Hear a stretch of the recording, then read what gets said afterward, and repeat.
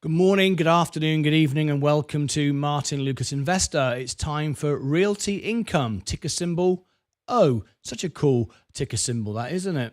Anyway, we've got Realty Income. It's our third earnings of the day. We are back-to-back earnings at the moment, absolutely slammed. After this, there is yet another one. 4 earnings today, absolutely crazy. After hours, we're covering FSLR. And for some reason, I've completely forgotten the name of it. FSLR, First Solar. There you go. I've been dealing with it all day, and I've just run off, had my lunch, and had a shave, and got smartened up, and changed my shirt, got ready for another rock and roll session. So it's been quite a day today. First Solar is coming next, but Realty Income is first. Now we've got time before the call begins. We've got a bit of time. Realty Income, that's what we're covering. First Solar will be after hours tonight. I've just realized I rebooted everything because I was going flat out, so I now need to find my Realty Income link again. So just bear with me a second. I've got to I had it all set up, and now I've got to find it again, but it won't take me a second. And I've just, oh no, no. Where did I find this? It was buried, absolutely buried. This was. Where did I find this? It's not on their normal place. Realty Income's earnings call, events calendar, February the 25th, which is 11, 12, 1. Yes, that's it. I was thinking for a minute I wasn't going to find it. There it is. Okay. That will go live in 1 p.m. That will go live in about 10 minutes. I'll have the link. So got that. Good. Okay, we've got that. And now I need the one after that, which is First Solar. Let me get that ready. If we can try and get some events in between for this market crash, we will do. You can see what I've been doing all day. I've been buying the dips all the way down. It's been coming up all afternoon. So starting to win the war. Anyway, this is what's coming up next after this. This is First Solar. Let me just bring that up as well. There we go. There you go. Register for event. Yes, that's it. And that's at 3:30. Good. So we're all set. There are 2 events lined up. Okay. First one is Realty Income, which will be live in 20 minutes. We're going to wait for the link to be sent. They're just showing a blank screen. If you want to know what I'm looking at, I'm looking at their Realty Income screen. And it'll go live at 1 p.m. Central, which is in 20 minutes. And normally 15 minutes before, this screen will change. That's what normally happens. So we'll stand by for that. Okay, let's see who's in the chat. DJ Hayes, the stock isn't supported. This stock isn't supported on UK Robinhood. Realty Income. Is that right? Sorry about that. Lestin Win, hello. How you doing? Frederick from Sweden, how are you? Lovely to see you here.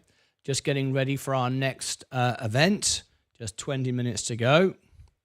Realty Income, as you can see, the whole market came crashing down today, and I was buying all the way down. At one point, I'll show you over the week. At one point, I was down nearly $9,000. That's the thing. The bigger my portfolio gets, the bigger the swings are. Famously, Warren Buffett was asked, what does it feel like to be millions of dollars down in a day? Nothing at all. It's all part of it. The bigger your portfolio gets, the bigger the swings are. But the policy, the principles remain as if it was $1. Doesn't change a jot. And I've been buying all the way down, so now it's going up a lot quicker, which is very, very nice indeed. It's mainly to do with tariffs, consumer sentiment, fears, not the actual performance of the businesses. Now, I like to invest on the performance of the businesses, not on the trends what everyone's worrying about. That doesn't concern me. That's an opportunity to buy more. And that's what I've been doing all day. In fact, I've been doing for 3 days now. So 20 minutes to go. It'll be about 6 minutes from now. I shall get the link from Realty Income and things will update. We're getting closer and closer to our 70,000. It's been a real hard slog to 70,000 because people just do not want to invest in the market when it's down. So no one's really paying attention to the markets. No one's following the news. No one's covering the earnings. So I just plug away, keep on going, and it is what it is. In fact, I'll make a video out of that because that would be good. So sad to be alone and down. I'm going to call it that. Okay. Right. Okay, let me just turn the screen red. We got time to make a quick video, so I'll do that now. Are you feeling sad and down? The markets are red, doom and gloom, fear everywhere. Well, I know what it feels like because I feel down and alone at the moment, and let me share with you why. The market's been selling off. The fear factor has been gaining momentum. This is the fear factor. But unlike others, you mainly, whether you watch this video or not, I don't know, but up to now, you haven't been. People that aren't paying attention. Retail investors who watch my channel tend to run away when the markets are red. They don't like it.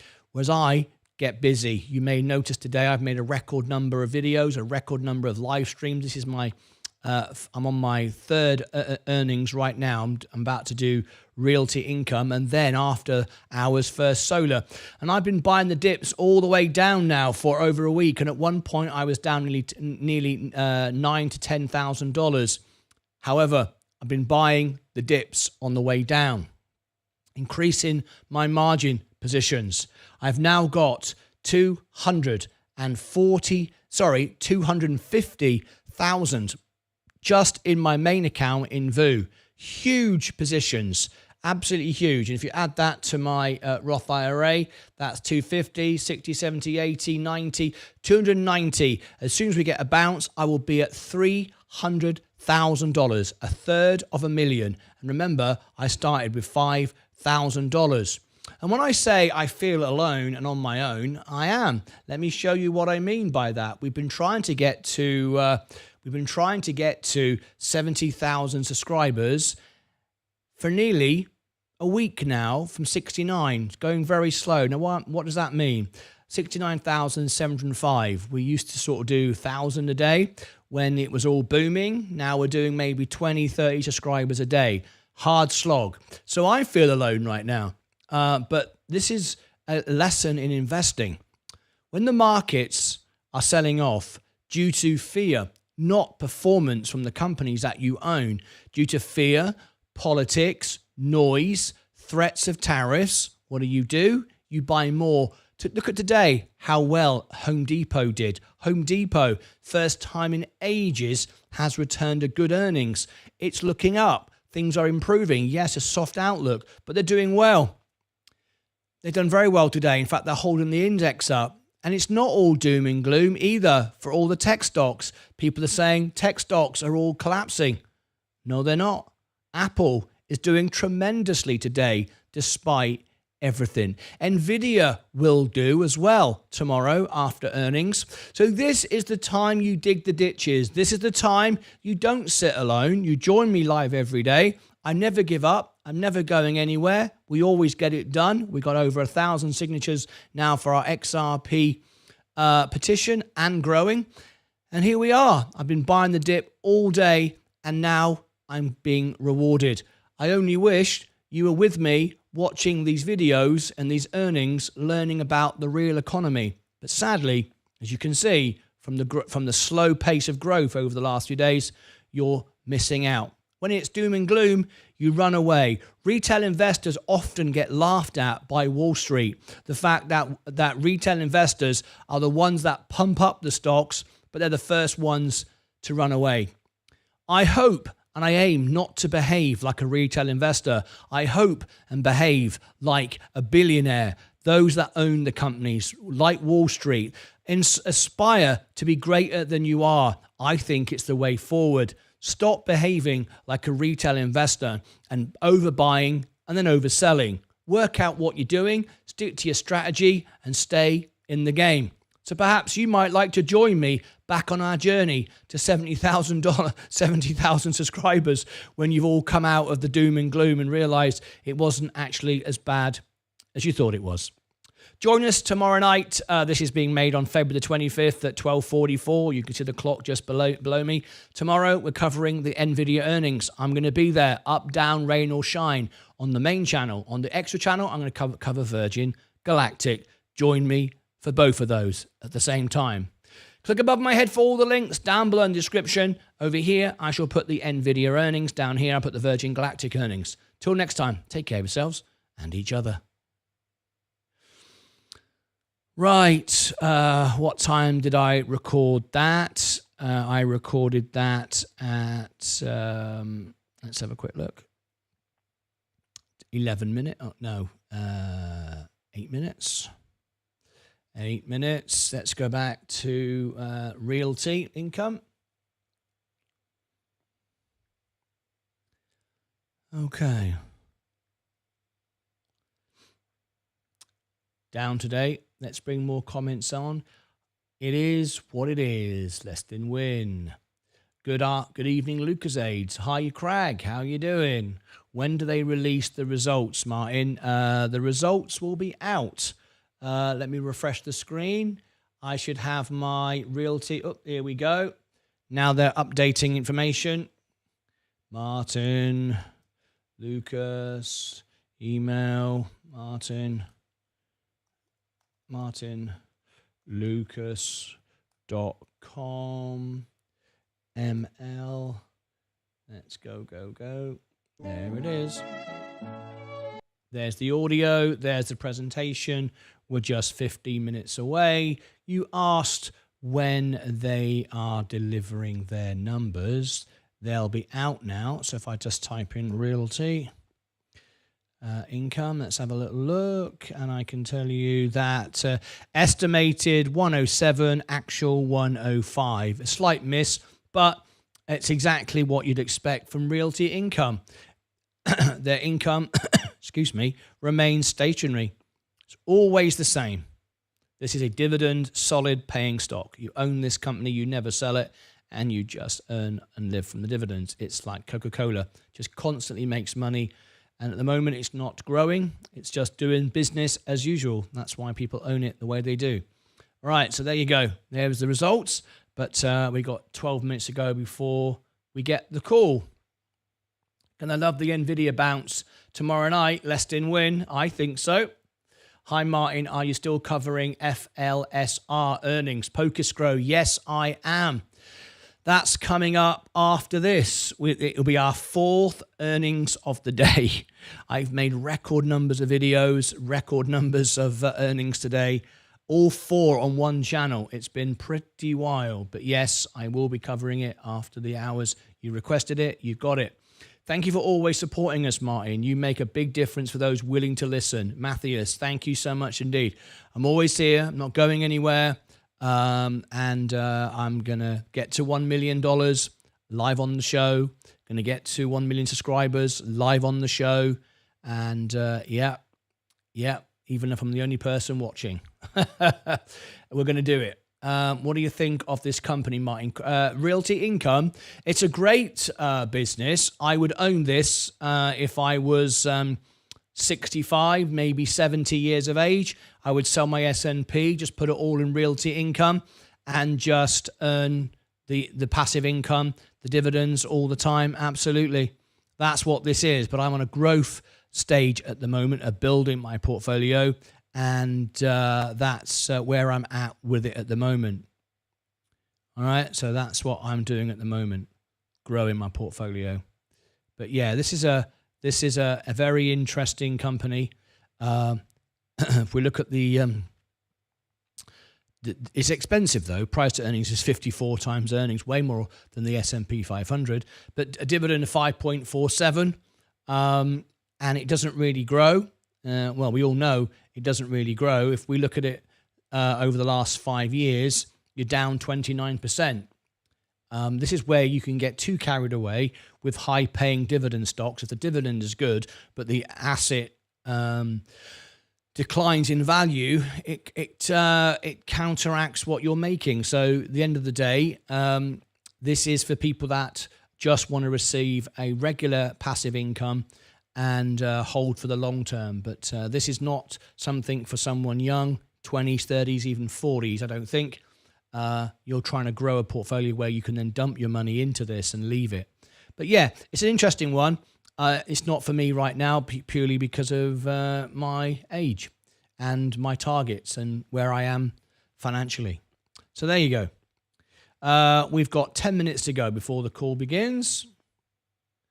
Coca-Cola to the moon, Coca-Cola, there you go. Jaw to the jungle, great business. Yes, I own that one. I took all my profit and bought the S&P on all this dip. Took my 4% profit. That's what I did. Much appreciated, sir. Hardest working man on YouTube. Yeah, I think I am. I would love it under 50. Nice dividend. Oh, yes, around 54 is a buy. It's expensive, but you can grow into the dividend payout. Right, okay. How long have we got? We've got 9 minutes to go. So after this, I will send everyone to the, 1 o'clock, 2, 3. It'll all be, yes. After this, I'll send you to the extra channel. Then there'll be a premiere very quickly about Sad to Be Alone, the one I've just recorded in this live stream, put that out.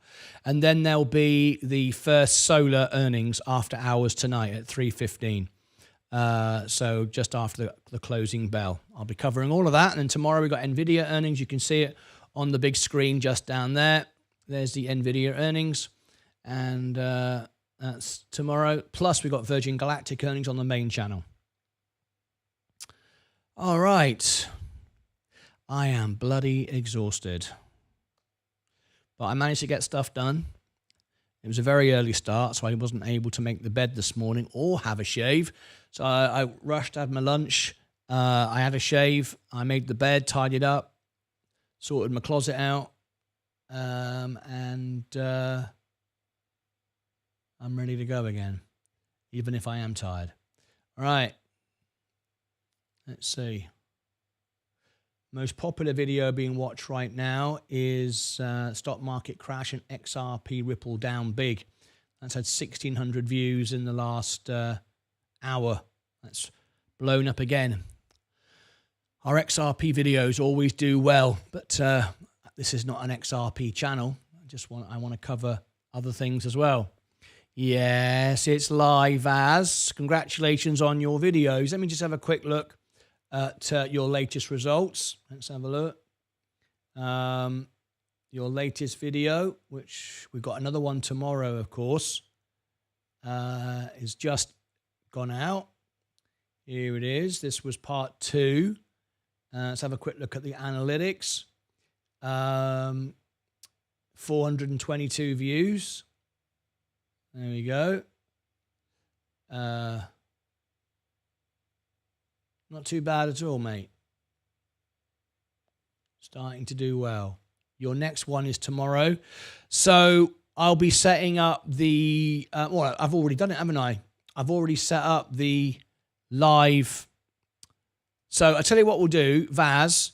Can you call me after this event? Very, very quickly. As soon as this call finishes, can you call me on WhatsApp? We'll have a quick chat. In fact, it doesn't matter which way you call me. But yeah, if you can call me after this, this will be about an hour and a half. If you could call me, and then let's arrange what we're going to do for Thursday. Because on Thursday, it's the Archer earnings. It's after hours on Thursday. All right, great. We'll work out what we're going to do. That's on Thursday. So let me have a look. 27th. NVIDIA in space tomorrow. Soundhound, Archer, Rocket Labs. Right. So, yeah. Soundhound and yeah, we'll have to have a conversation. Let me just see what time ACHR. Let's see what time they've registered that for. We've got 5 minutes to go before Realty Income. Still not February 27th. It's not showing a time. They're still not showing a time for their earnings. That's flipping typical. Some of these companies don't report properly and they don't show you their times. And it's like, how's anyone supposed to watch? Right. Archer, Aviation. Let's see if they've got it on their website. They're not showing it on Robinhood.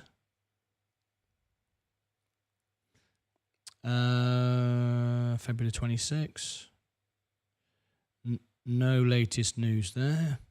Brilliant. Terrible, isn't it, really?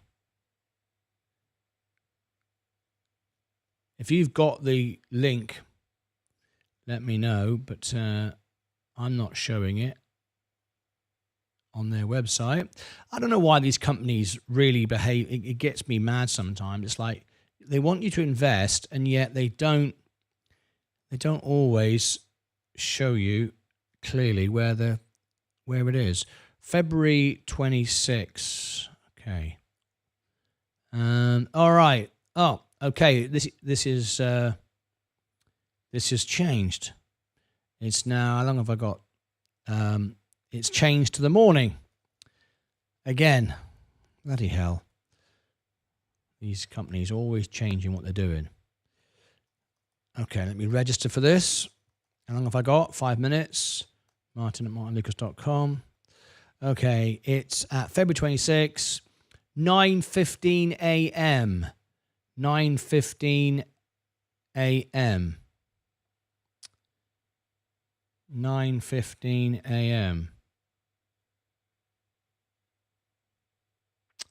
Right, there is the event. 9:15 a.m. So that's Archer. That changes everything then. And that's the 26th. Hang on, it's changed as dates as well. Yeah, it's tomorrow, February 26th. So it's tomorrow, 9:15 a.m. So there you have as it's changed day as well.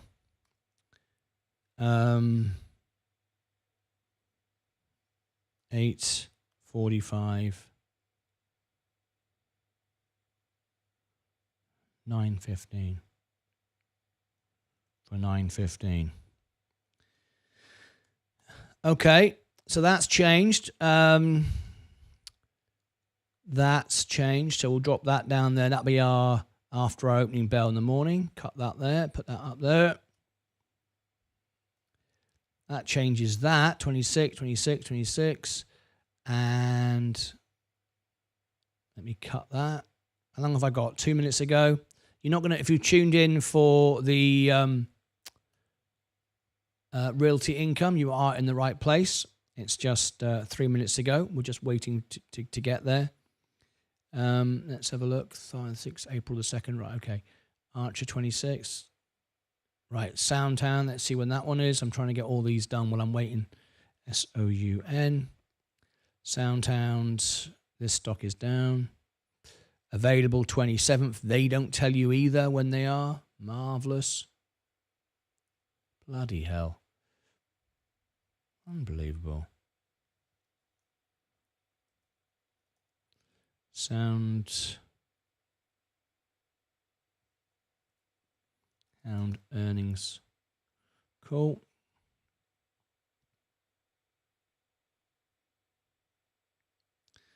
One minute to go. I'm watching what's going on. Okay, here we go. February the 27th, 4 p.m. So that's 3:30. So Soundhound is February 7th. So that's for 3:30 for 4 p.m. So 27th. Okay.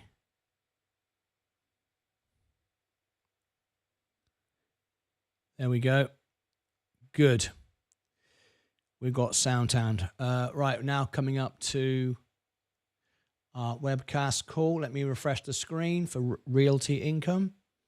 Just a moment to go now. They're still playing music, so we're okay. So we've got that now.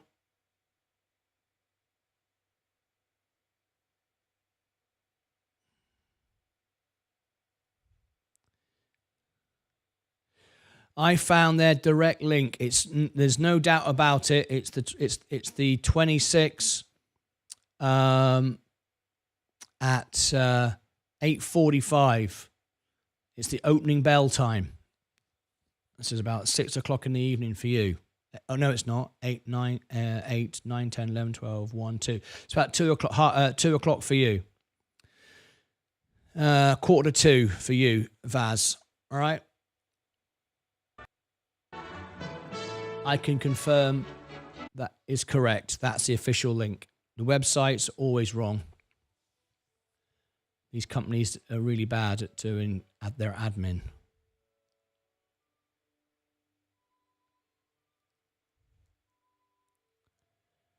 All right. Did you buy the S&P today? Yes. I bought 45 shares of the S&P.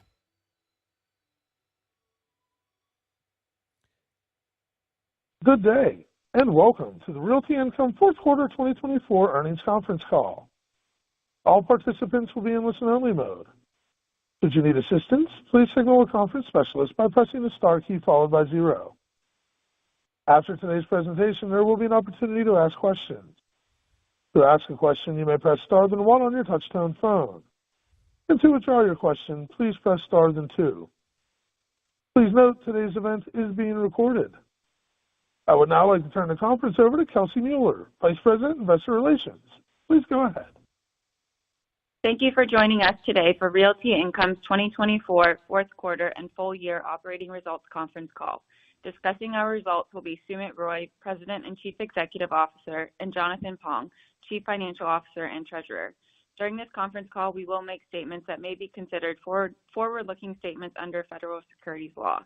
The company's actual future results may differ significantly from the matters discussed in any forward-looking statements. We will disclose in greater detail the factors that may cause such differences in the company's filing on Form 10-K. During the Q&A portion of the call, we will be observing a 2-question limit. If you would like to ask additional questions, you may re-enter the queue. I will now turn the call over to our CEO, Sumit Roy. Thank you, Kelsey. Welcome, everyone. In 2024, Realty Income achieved AFFO per share growth of 4.8%, marking our 14th consecutive year of growth.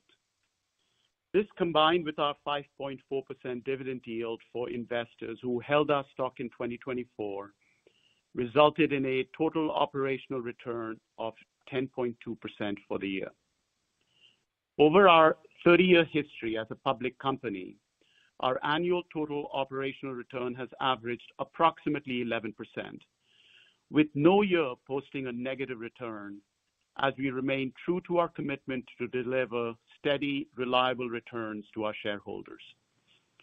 For today's call, we will move through 3 key themes that we believe define our ongoing long-term success. First, our proven track record of results and returns. Second, our confidence in continuing to drive growth in our core business over time. And third, the opportunities our platform provides to enter new avenues to generate further value for our shareholders. Moving to our first theme, our proven track record. Our 2024 results are a testament to the platform we have built, one that is able to deliver against a variety of macroeconomic backdrops, underscored by positive AFFO per share increases every year in our 30-year history as a public company, save one. Throughout the year, we remained disciplined in our capital allocation strategy, investing $3.9 billion at a 7.4% weighted average initial cash yield. We funded these investments with attractively priced capital, resulting in a 243 basis points investment spread, exceeding our historical average of 150 basis points. Turning to the details of the fourth quarter, our differentiated business model and unique competitive advantages continue to support the company's strong results. We delivered fourth quarter AFFO per share of $1.05, representing growth of 4%. In the quarter, we invested $1.7 billion into high-quality opportunities at a 7.1% weighted average initial cash yield, or a 7.5% straight-line yield, assuming CPI growth of 2%. Within these investments, approximately 57% of the annualized cash income generated was from investment-grade clients. We completed 73 discrete transactions, including 6 transactions with total considerations over $50 million, with one being over $500 million, which together represented nearly 80% of our investment volume. The range of size of these transactions highlights the unparalleled depth and breadth of our sourcing and acquisition platform. In the U.S., we invested $1.1 billion at a 6.4% weighted average initial cash yield and weighted average lease term of approximately 14 years. And in Europe, we invested $650 million at an 8.2% weighted average initial cash yield and a weighted average lease term of approximately 7 years. In total, these investments were completed at a spread of 155 basis points over our short-term weighted average cost of capital, supported by approximately $230 million in adjusted funds from operations after dividend payments. Turning to operations, we have built a diversified portfolio of over 15,600 properties with high-quality clients that have proven resilient through various economic cycles and continue to deliver stable returns. This, combined with our proven and experienced asset management team, saw us deliver another year of great returns. By leveraging the vast amount of proprietary portfolio data we possess, paired with our internal predictive analytic tools, we believe we have strengthened our decision-making and have further enhanced our capabilities, as reflected in the fourth quarter results. We ended the quarter with 98.7% portfolio occupancy, in line with the prior quarter. Our rent recapture rate on 266 lease renewals was 107.4%, generating approximately $52 million in new annualized cash rent. Since 1996, we have successfully resolved over 5,800 expiring leases at a 103% recapture rate. We continue to expand and develop our predictive analytics platform, which is an important component in the analysis of acquisitions and increasingly drives our strategy on dispositions. Through our ongoing capital recycling strategy, we regularly assess our portfolio to identify and optimize growth opportunities. Dispositions, when strategically appropriate, not only enhance the quality of our portfolio, but unlock organic sources of capital, allowing us to reinvest in higher quality assets to fuel long-term value growth. To that end, in the fourth quarter, we sold 80 properties for total net proceeds of $138 million, of which $50 million was related to vacant properties. For the full year, we had net proceeds of $589 million from the sale of 294 properties, supporting an increasingly active capital recycling program, which we expect to continue in 2025. Moving to our second theme, we remain confident in our ability to continue driving growth in our core business over time. As we look to 2025, we see an attractive pipeline of investment opportunities across a broad scope of property types, industries, and geographies. Based on current investment spreads and visibility to the deal pipeline, we forecast approximately $4 billion in investment volume for the year. We are well positioned to increase capital deployment based on transactions we see in the marketplace. For the year, we expect AFFO per share in the range of $4.22 to $4.28, representing 1.4% growth at the midpoint. This outlook incorporates the following assumptions. On the tenant side, our forecast includes a provision for 75 basis points of potential rent loss, as well as an impact from the move out of a large office tenant. The majority of these impacts stem from properties acquired through M&A transactions, which we underwrote as part of those deals, knowing we are well positioned to maximize real estate value given our size and scale. These items result in a 4 cents negative effect on AFFO this year, but also represent an opportunity to cycle out of underperforming clients into stronger clients in robust industries. Given favorable market dynamics across retail and industrial real estate, we anticipate strong releasing outcomes with the expectation to recapture rent at a level consistent with our historical average.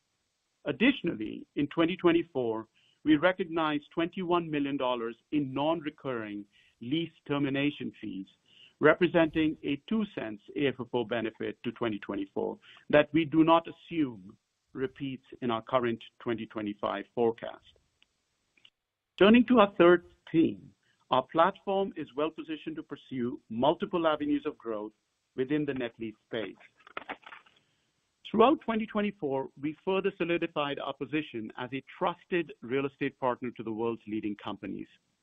We strengthened our partnerships through repeat business with long-standing clients and top global names, including 7-Eleven, Morrisons, and Carrefour. To that end, in the fourth quarter, we closed a $770 million sale-leaseback transaction with 7-Eleven, which is now our top client at 3.5% of our annualized rent. This transaction showcases our ability to source, underwrite, and close high-quality sale-leasebacks, while our size, scale, and relationship-driven approach allow us to absorb large transactions at attractive valuations. This deal marks one of 6 sale-leaseback transactions with 7-Eleven in our history, a partnership that began almost a decade ago. Another avenue for future growth is our recently announced private capital initiative, an opportunity to further leverage our proven platform to expand our investment opportunities. We look forward to sharing updates on our progress with the fund business as we move through the year. Overall, we believe Realty Income's strategic position, financial discipline, and diversified portfolio continue to provide stability and long-term growth. With that, I would like to turn it over to Jonathan to discuss our financial results in more detail. Thanks, Sumit. 2024 was another year of solid execution across all areas of our business. We remain confident that our unique platform and the investments we are making in the team will continue to generate consistently strong operating results. From a balance sheet standpoint, we are well positioned to remain active capital allocators with ample liquidity and modest leverage as we finish the year with net debt to annualized pro forma adjusted EBITDA of 5.4 times. Our fixed charge coverage ratio of 4.7 times remains consistent with the 4.5 to 4.7 range delivered in 2023 and 2024. At quarter end, we held $3.7 billion of liquidity, including $445 million of cash, unsettled forward equity, and unused capacity on our $4.25 billion revolving line of credit. Our exposure to variable rate debt remains limited, representing only 4.2% of our outstanding debt principal at year end. The consistency of our cash flow and stability of our balance sheet remains the strength of our platform and contributes to our long track record of increases to the monthly dividend. We are proud to remain one of 66 companies in the S&P 500 Dividend Aristocrats Index for having increased our dividend for 30 consecutive years. Our most recent increase will take effect for the March monthly dividend payment, representing a 1.5% increase over the current monthly dividend and a 4.5% increase over the year ago period. This is our 129th dividend increase and our 656th consecutive monthly dividend declared since our 1994 listing, and we remain grateful for the long-standing support of our income-oriented shareholders. The scale and depth of our cash flow diversification and the income-oriented nature of our investments results in lower earnings volatility throughout economic cycles and makes our platform unique in both the broader real estate industry and the investment market at large. We would be remiss without also acknowledging the talent, experience, and commitment of almost 500 professionals globally who dedicate themselves to growing and protecting the dividend. In our view, the combination of these features uniquely positions Realty Income to leverage this ecosystem to drive capital partnerships in the years to come. As mentioned in our earnings press release, our board authorized the common stock repurchase program for up to $2 billion in value. To be clear, we intend for any stock repurchase activity to be leverage neutral, as we intend to utilize proceeds from asset dispositions or free cash flow to fund any activity on the program. While we remain confident in our ability to source, underwrite, and close on high-quality investment opportunities at accretive spreads to our cost of capital, it seems appropriate for us to have this tool available to deploy capital in an agile manner should the opportunity present itself. I would now like to hand back to Sumit to complete our prepared remarks. Thank you, Jonathan. In closing, our 2024 performance highlights our proven track record of results, supported by the stability of our portfolio, our talented and experienced team members, and our strong balance sheet. We aspire to be the real estate partner to the world's leading companies, and the relationships we have built over many years continue to add value to our company, as demonstrated during the fourth quarter. Looking forward, our pipeline remains active, and the opportunities to partner with operators who are the best at what they do are encouraging, a testament to the value our company offers. I would now like to open the call for questions. Operator? Please tap the like button We will now and begin consider the question and subscribing. answer Thank you very session. much. To ask a question, you may press star then one on your touchtone phone. If you're using a speakerphone, please pick up your handset before pressing the keys. To withdraw your question, please press star then two. At this time, we will pause momentarily to assemble our roster. And today's first question comes from Farrell Granath with BOA. Please go ahead. Hi, thank you so much for taking my question. I first wanted to ask about your cap rates and expectations going forward. And in your current line of sight, how are you seeing cap rates trend, and how does that apply to your cost of capital today? Good question, Farrell. I would assume that based on the pipeline that we currently have, that the cap rates are going to be right around where we averaged in 2024. Okay, thank you. And also, in terms of capital recycling, I'm curious how you're thinking about that. I know at the end of 24, you were able to give a little guidance. How much of capital recycling would you see funding your acquisitions going forward, or if you have any other color to share? Yeah, it's a little early in the year to give complete guidance and visibility on that front, but you can assume for modeling purposes it'll be similar to what we achieved in 2024. Okay, thank you. Thank you. And our next question today comes from John Kilchowski with Wells Fargo. Please go ahead. Thank you. Good afternoon. Maybe if we could start on the share repurchase program. I'm curious, what's the threshold for you where those shares, or where your equity becomes a little more attractive than other options for your capital? And are any repurchases contemplated in guide?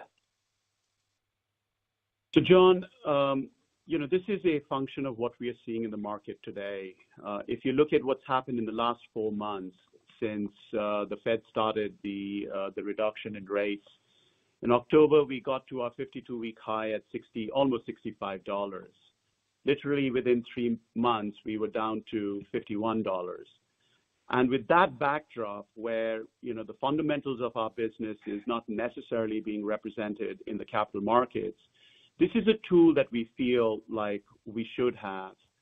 Now, I just want to be super clear that we will only use our free cash flow from operations and disposition proceeds to do buybacks on a leverage neutral basis.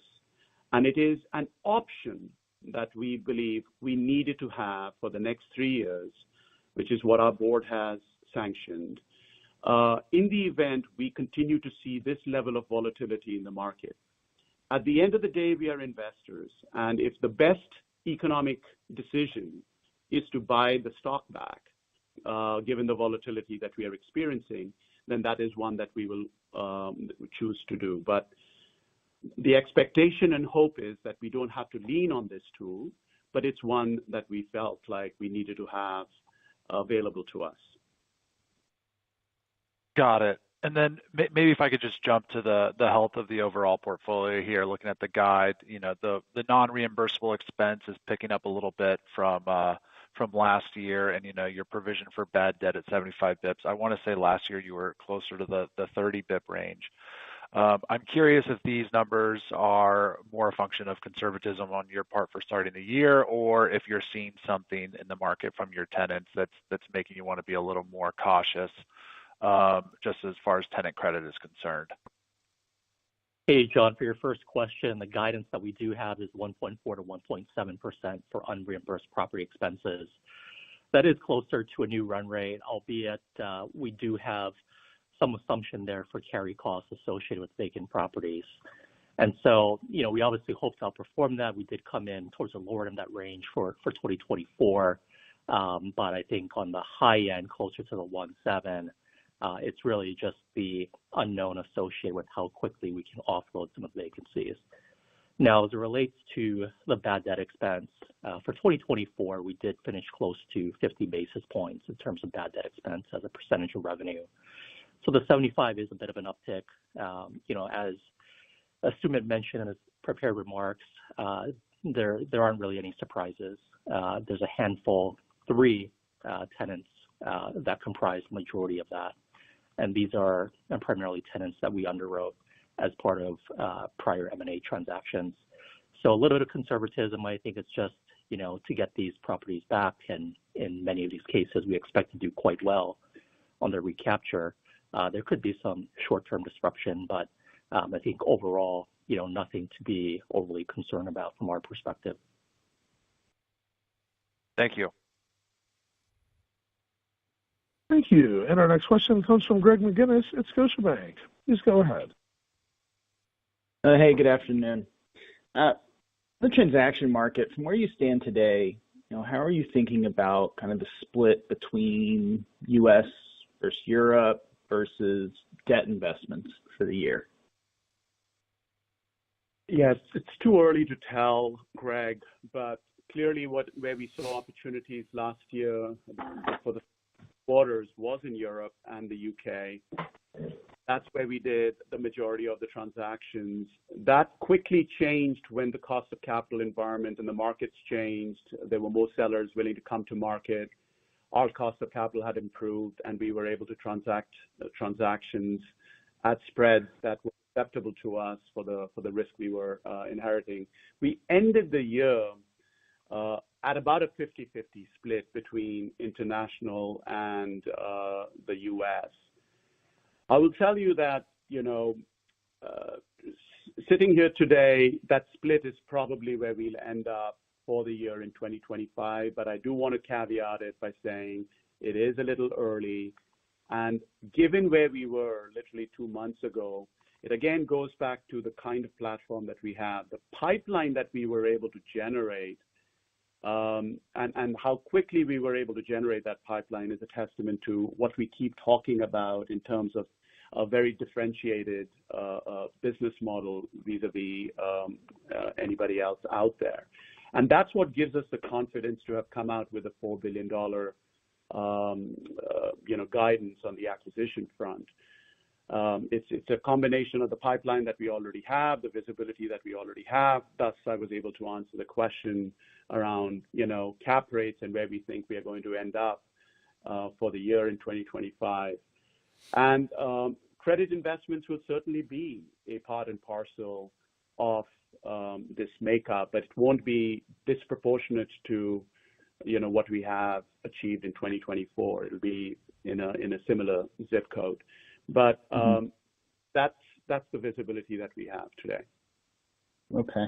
And could you just give us some info in terms of your progress on further investments into continental Europe, which countries you've kind of moved into as you've built out the team in London and Amsterdam, and what kind of excites you about the opportunities there right now? Yeah, that's a great question, Greg. It is this continued establishment of a very mature platform. That is our goal today. And that is part of the reason why, our G&A load remains right around where it has been for the last year and a half. is because we are continuing to build out the team in both the UK as well as in Amsterdam. And that is what's going to allow us to continue to scale once the permanent team is in place.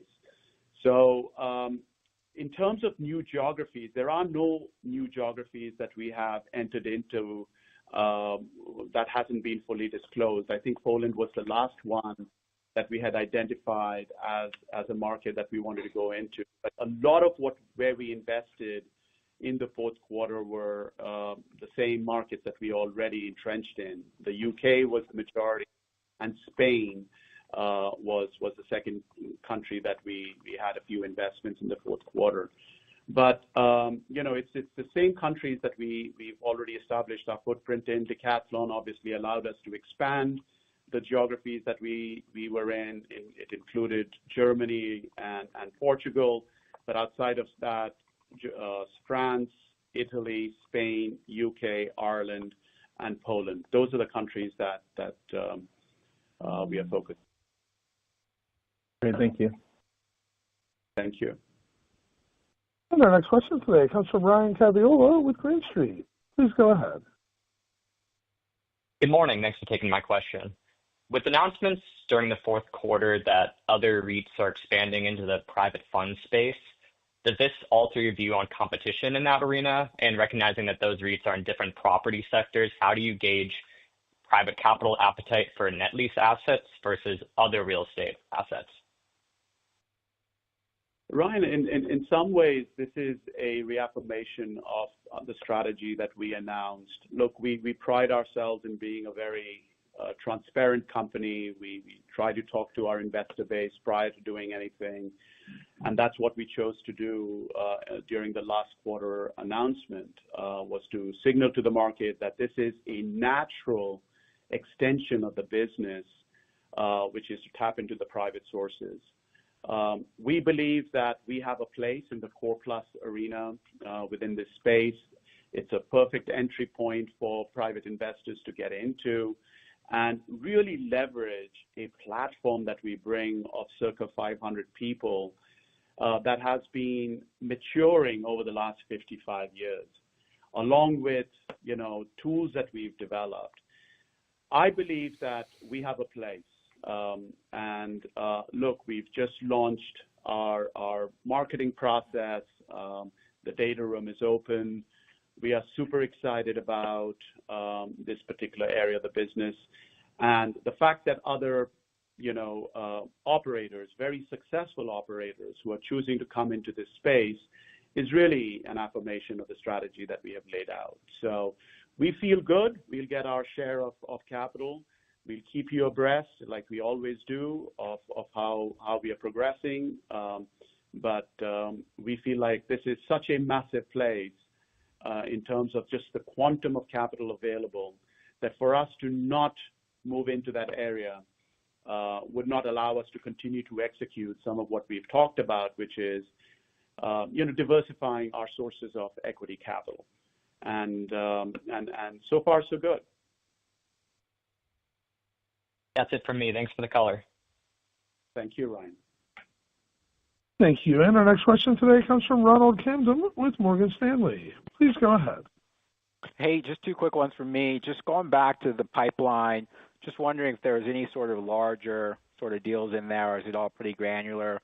And maybe if you can comment on sort of the data centers and the gaming verticals and what the activity is looking like there.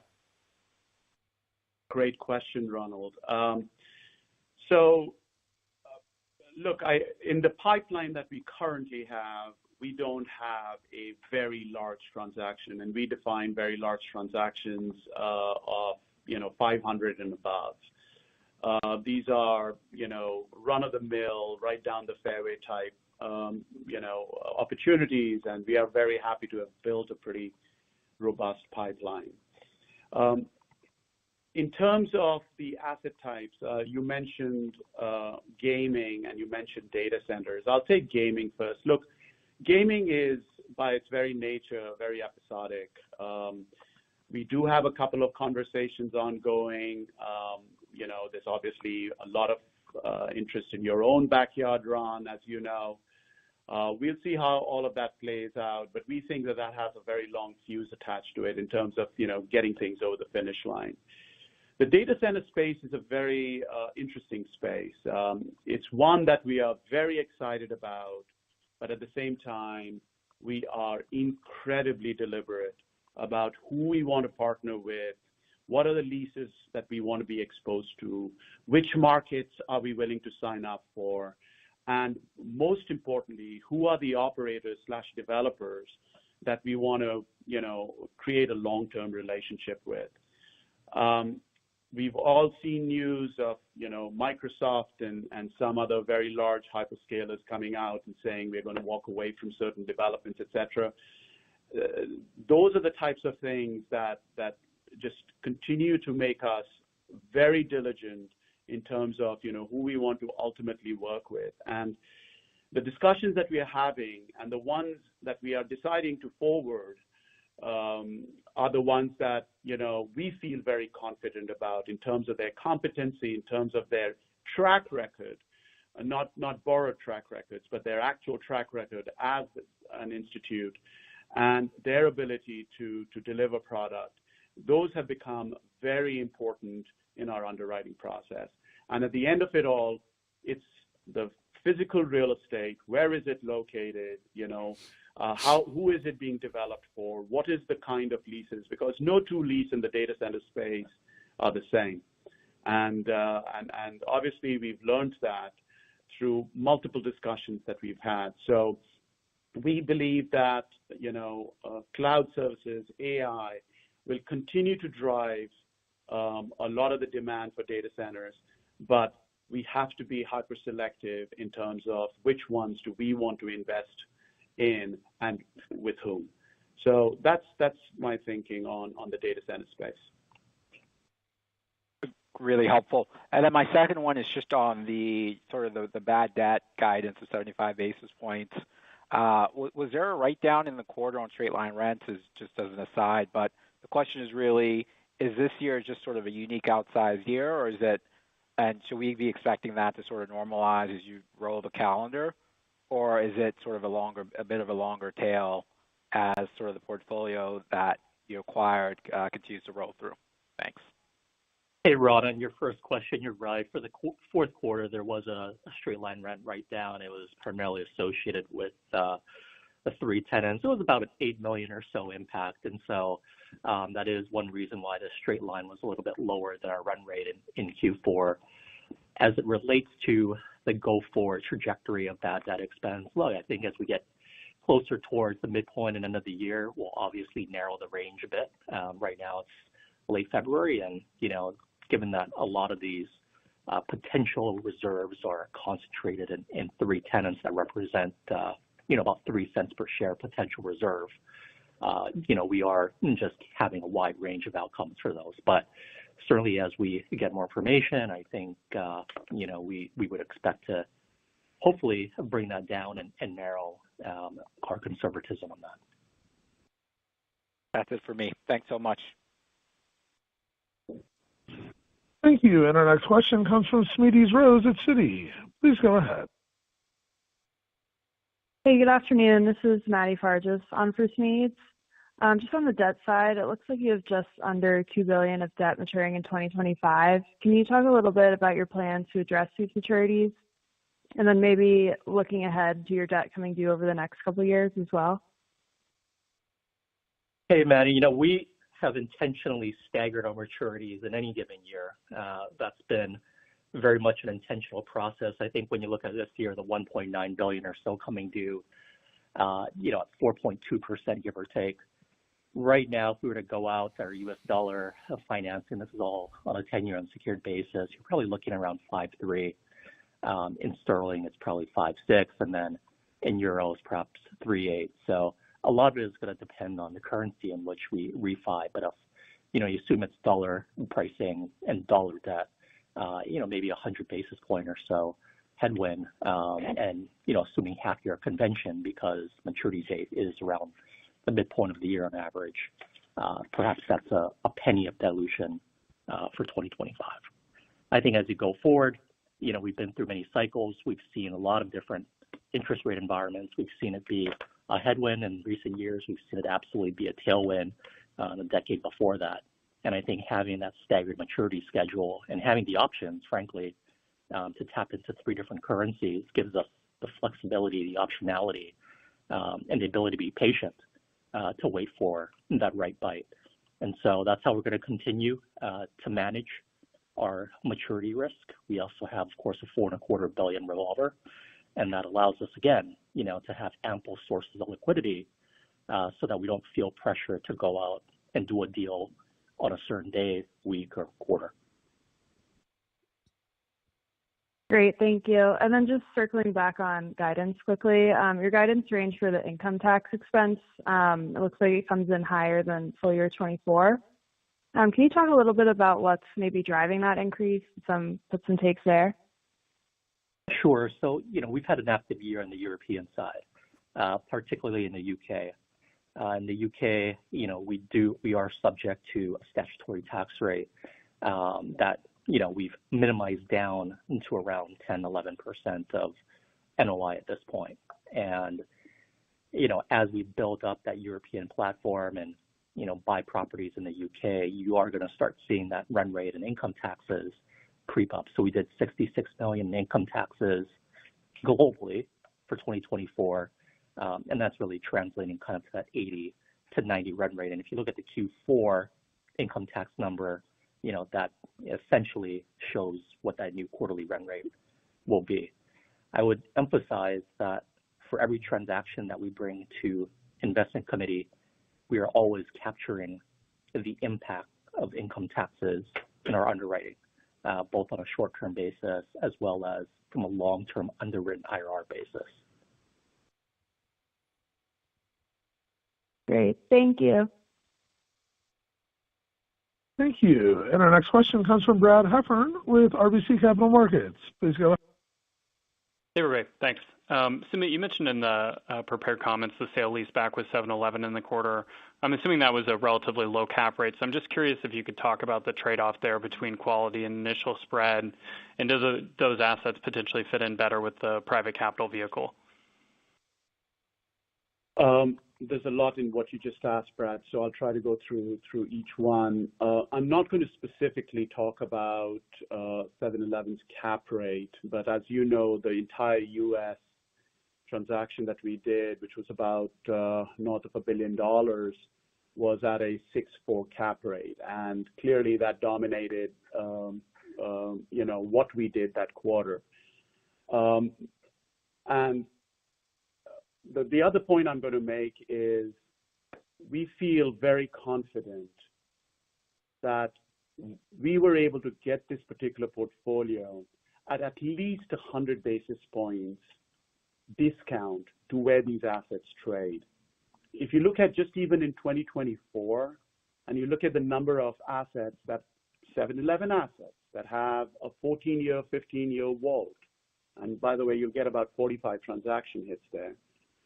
You will see what the average cap rate is. It's in the very low fives, and obviously they range from, the high fours to probably the mid fives. That's the range of where these assets trade. And so, look, this is our 6th sale leaseback with 7-Eleven. They chose to work with us, and it's, again, a testament to what we stand for. So we are very happy about this particular portfolio. You asked a second question, or you implied something about would this have been better suited for the fund business? The answer is yes. I don't know about better suited, but it would certainly be just a fine transaction given the overall return profile that this particular transaction has for the fund business. But we are very comfortable with it being on balance sheet. The point I would make is a slightly different one. We sourced about $43 billion worth of transactions in 2024. We did about $3.9 billion in investments in this year. And our belief is that had we the fund business up and running, we could have done 2x that. Because there were certain transactions we chose to walk away from which checked almost all the boxes except for the initial spread that we need to be able to do things on balance sheet. That is why we say that the fund business is complementary. It supplements what we are able to do on the public side and can truly take advantage of a platform that we've built, which is why we are so excited about being able to, raise capital on the private side and have that act as a complement to, what we have achieved on the public side. Thanks for asking the question. Yeah, thanks for that. And then maybe for Jonathan, on the office move out you talked about in the prepared comments, first of all, is that the entire 4 cents that you mentioned, or was that just a portion of it? And then more broadly, I know it's a small part of the portfolio, but is this the biggest potential surprise in the office portfolio, or is there the potential for more headwinds on that front? So I wouldn't say it's the 4 cents. It was really concentrated in one asset, but there were a handful, and that impact was more in the 1.5 cent range for 2025. As it relates to everything else, keep in mind a lot of the office that we have brought in has come from M&A. We do not see at this junction anything that rises to that level of materiality. We have been tracking in this portfolio and this one particular asset for some time, so it didn't come as a surprise. The timing of it happened late in the year, and so the annualized impact that does show up. Okay, thank you. And our next question today comes from Michael Goldsmith at UBS. Please go ahead. Hi, this is Catherine Graves on for Michael. Thanks for taking my questions. My first, just a couple of specifics on changes to the portfolio this quarter. You already touched on your thoughts about data centers and the gaming vertical, but I saw your industrial exposure also increased a bit in the quarter. So just wondering if you can provide any color on opportunities that you're seeing in that space going forward and sort of what the appetite is for investigating further in the industrial vertical. Yeah, industrial continues to be a focus for the team, and we will continue to look for opportunities to invest in industrial assets. The truth of the matter is that, they trade at levels that we can't always participate in. So the exposure that we are increasing on the industrial side is largely coming from development, expansions, and projects that we have underway with partners who are developing assets for us that we are leasing out. And so that's the way we are trying to continue to play on the industrial side. But it should come as no surprise when you do see us being able to participate and buy industrial assets. That is certainly a focus of ours, and our asset management team can attest that that's where a lot of the mark-to-market on the rents are coming in, and they're coming in way above what our current rents are, and we create a lot of value doing that. So that will continue to be part and parcel of our business strategy going forward. Got it. Thank you. That's very helpful. And then my second question, given that we've sort of been in this period of elevated bankruptcies in the U.S., I'm just wondering if there are any consumer or retail trends that you're particularly paying attention to as you monitor your portfolio, as you sort of navigate this period of elevated tenant credit issues. So just wondering your thoughts about that. Yeah, that's a great question. Obviously, there are a lot of things going on. The macro backdrop is not very conducive for especially retailers who have a stretched balance sheet, et cetera. And so we're keeping a very close eye on that. To further exacerbate that situation, we have an uncertainty around, what are the tariffs going to look like? How is that going to impact certain businesses? And obviously, depending on the type of retail business you have, tariffs can be a big impact or a not so big impact. On the area of media, where you have a lot of consumer goods like televisions and stereos, et cetera, 60% of that tends to come from China. And so if there is a tariff, those retailers that are exposed to that, if they're unable to pass through the higher costs, they better have a good balance sheet. Otherwise, it's going to be difficult for them to absorb that. And so that's the general trend. And I'm just picking on a very, consumer electronics is a very specific example. But you can extrapolate that across all these other sectors. Apparel is a big one. China actually exports 34% of the apparel to the world. Thankfully, in the U.S., it's only 22, 23%. So it's not going to be quite as acute. But those that are disproportionately, exposed to that piece are ones that we are keeping a closer eye on. And those are much more of a thematic element. It's not specific to our portfolio that we are focusing on. But the downstream impact of all of this uncertainty is certainly, leads us to be a lot more cautious. That's the reason for our conservatism, if you will, on being overly aggressive in a year that is clouded with uncertainty. Very helpful. Thank you for the time. Sure. The next question today comes from Jay Kornreich with Wedbush. Please go ahead. Hey, thanks so much. Good afternoon. Just starting with going back to the private capital fund, as you've had several additional months to assess how it would take form after initially announcing it, are there any updates you can provide as to the initial size you foresee for it and when you anticipate beginning to deploy capital? Jay, too early to tell. We literally opened the data room last week. We've had a few initial meetings. So far, so good. Like I said, as we progress, we'll keep you up to speed on how things are progressing, but too early to tell in terms of target size. Okay, understood. And then just one more. As we think about funding for this year, it looks like you have $92 million of unsettled forward equity, $445 million of cash. So just, with the guidance showing $4 billion of acquisitions intended for, just would be curious to hear your thoughts on how you plan to fund the acquisition pipeline and if you would raise equity at current trading levels. Yes, Jay, I think when you look at the combination of cash and the unsettled forwards, and you also keep in mind that we do have around $850 million of annual free cash flow, you do have equity-like sources of capital that covers us for close to the first $2 billion of buying power. We also have a disposition program where, as you saw last year, $591 million is a significant increase in our run rate. But that also becomes a tool for us to recycle capital.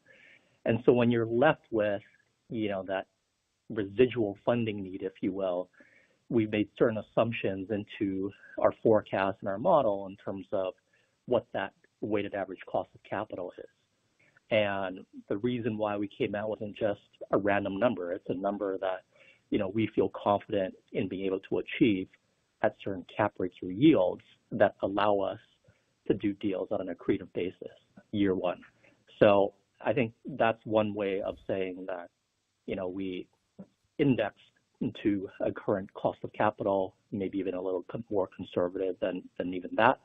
And we know that on the top line, we are targeting deals and seeing a pipeline of deals where we know we can get acceptable spreads. Very, very helpful. Thank you. And our next question today comes from Ravi Vaidya with Mizuho. Please go ahead.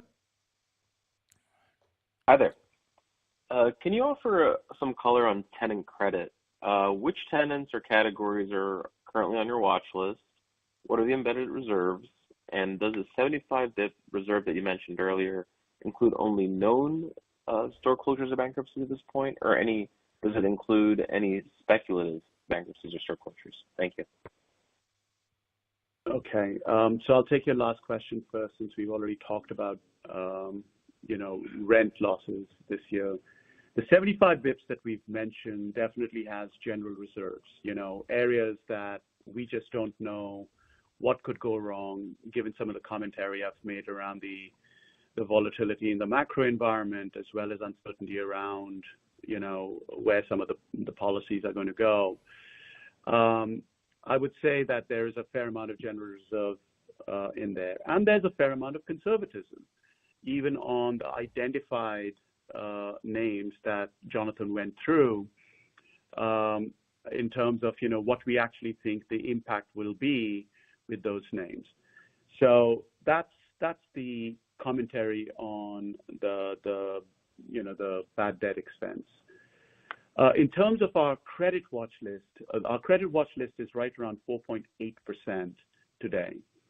And that is slightly higher than the third quarter, again, reflective of what we've already talked about in terms of the uncertainty, et cetera, et cetera. And we are keeping a close eye on that particular watch list. And we will continue to modify it as we go forward. But that is our current understanding of where credit events could happen. And again, just because something is on the watch list doesn't necessarily mean that there is going to be a credit event. In fact, one of the names came off our credit watch list last year in the fourth quarter, and there were a few that were added just based on what we think could happen on the tariff front and which businesses could get impacted. So that's how the credit watch list has been created. Thank you. Sure. And our next question comes from Upal Rana with KeyBanc Capital Markets. Please go ahead. Great. Thanks for taking my question. Just on the fourth quarter, you saw the cap rates compressed by 30 basis points. Just curious what drove the compression there, and what does that tell us about the competition in the transaction market today? Yeah, Upal, I think, look, the comments I made around coming out of the third quarter into the fourth quarter, the Fed starting to reduce rates, there was an expectation of continued reduction. There was an expectation on where some of the interest rates were going to settle out. That obviously pushed the cost of capital higher. And I think all of that allowed potential sellers to come to market. There was a meeting of the reservation price. Those transactions got done. So that certainly had a downward pressure on the overall cap rate. But we are talking about 20 basis points from 7.3, 7.4 to 7.1 at the end of the day. But I think the second point you made about competition, there is more and more competition coming on the private side. And these are incredibly large asset managers who are starting to understand the benefits of net lease investing. And for me, that's just, an affirmation of a business model that has this profile of delivering steady growth, very predictable stability over very long periods of time. And so we welcome the institutionalization of this space, and we feel very confident in our ability to continue to leverage a platform that's been curated over 55 years to lean on relationships that we've built on. 80% of everything we do is repeat business with repeat clients. And that's pretty powerful, And so the fact that all of these clients are coming in, these potential investors are coming into the space is a good thing, but we feel like we are very well positioned to take advantage of our fair share. Okay, great. That was helpful. And then, I appreciate the items that you highlighted that's impacting AFFO per share in 25, but curious what needs to happen for you to achieve the high end of your guidance there. Well, I think it really comes down to where we end up landing on the reserve side. Given that we are expecting 75 basis points of rent, and you can do the math on what that represents. Every $9 million is a penny, right, based off of our share count. So I think it really comes down to that. It also comes down, obviously, to where the 10-year yield is. We know how correlated our stock is to the 10-year, one of the most correlated in the S&P. But obviously, getting a little bit of relief on that front should help our spreads. And I think just frankly stability in the rate market for our potential clients and sellers to see that there is a stabilized market. We know where the rates are going. We feel like there's some stability in our cost of capital. And the volume will come back in at levels that hopefully finds an equilibrium that allows us to outperform the $4 billion. So I would say it's really just those two factors, and also our ability to, rid ourselves of vacant properties that do have significant carry costs, because that is one of the drivers of, our guidance of 1.4 to 1.7% unreimbursed property expense margins. But I think the point that you made about a more stable backdrop, that's a key point for us. Our ability to generate transactions and to source transactions, Upal, is bar none. And if we just have a stable backdrop, and I don't care if the 10-year is at a 5% zip code or at a 4.5 or a 4.25, we just want stability. And once that happens, I think our ability to generate a robust pipeline, we just showed it to you in the last quarter of what we can do with a backdrop that is a bit more stable. And I think that's what we are hoping for. The rest of it will all play itself out.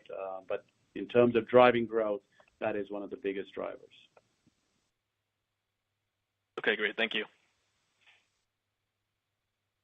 And our next question today comes from Jason Wayne with Barclays. Please go ahead.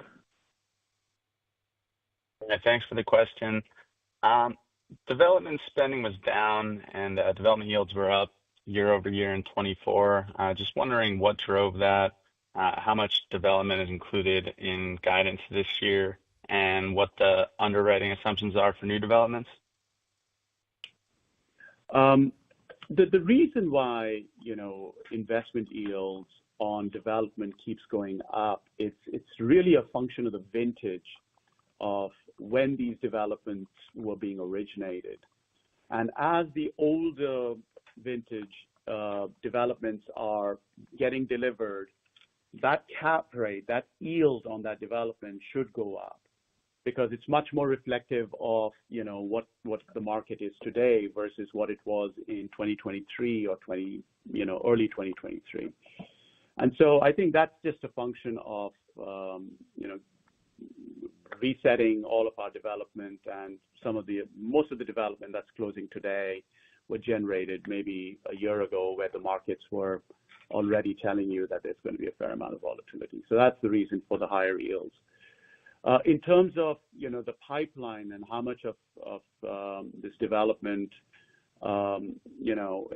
constitutes that, it's going to be similar to what we did in 2024.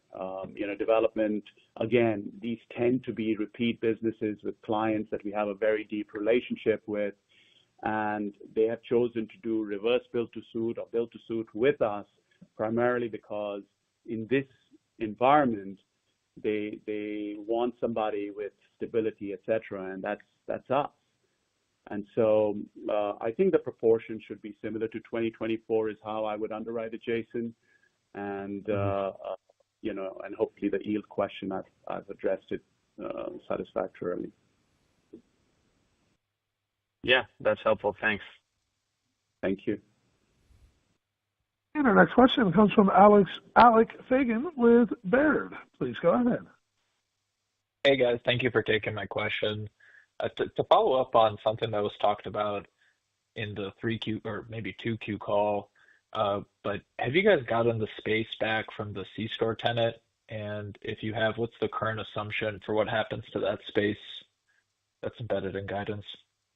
Yes, so absolutely, we've got our space back, and we are not going to speak to what continues to happen on the legal front, but we essentially have most of the space back, if not all of the space back. And we are in the midst of, and we were already in parallel having discussions with other very established C-store operators, and we are in the midst of getting that over the finish line. Got it. Thank you. That's all for me. Thank you. And our next question comes from Tayo Okusanya with Deutsche Bank. Please go ahead. Yes. Good morning out there. In regards to the tenant watch list and tenant credit in general, could you talk a little bit about how you're looking at that from a U.S. versus Europe perspective? And again, does Europe constitute any meaningful part of that anyway? That's a great question, Tayo.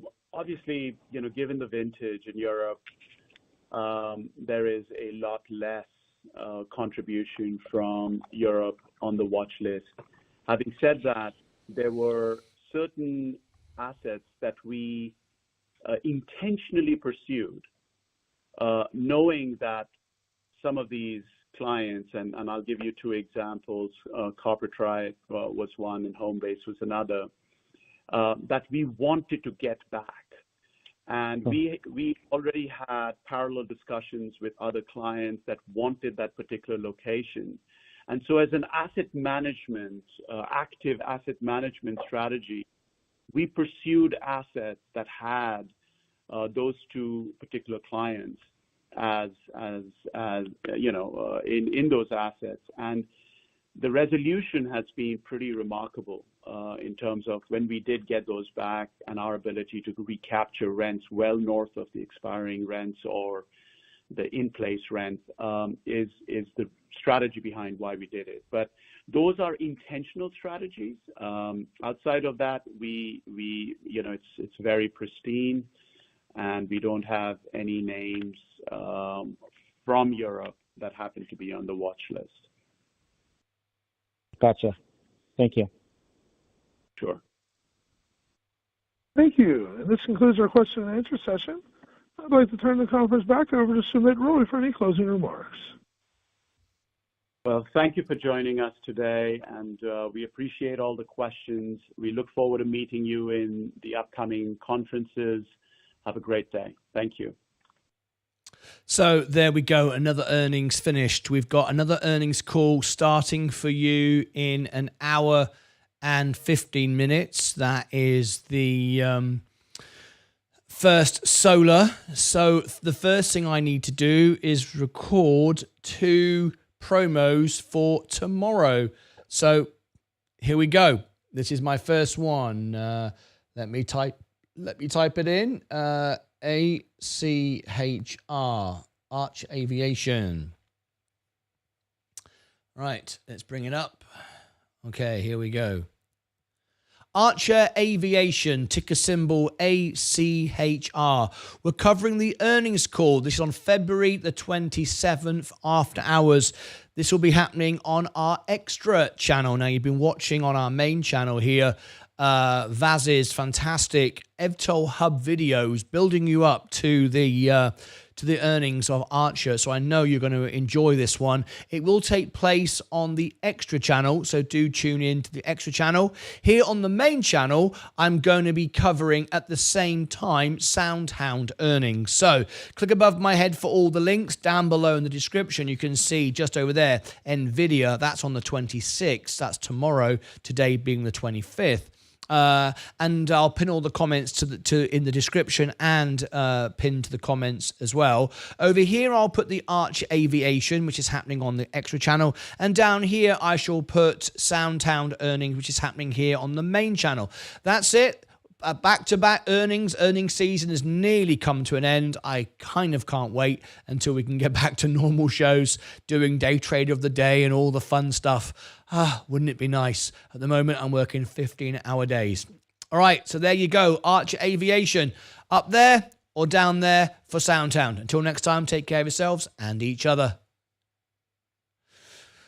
Archer and Sound.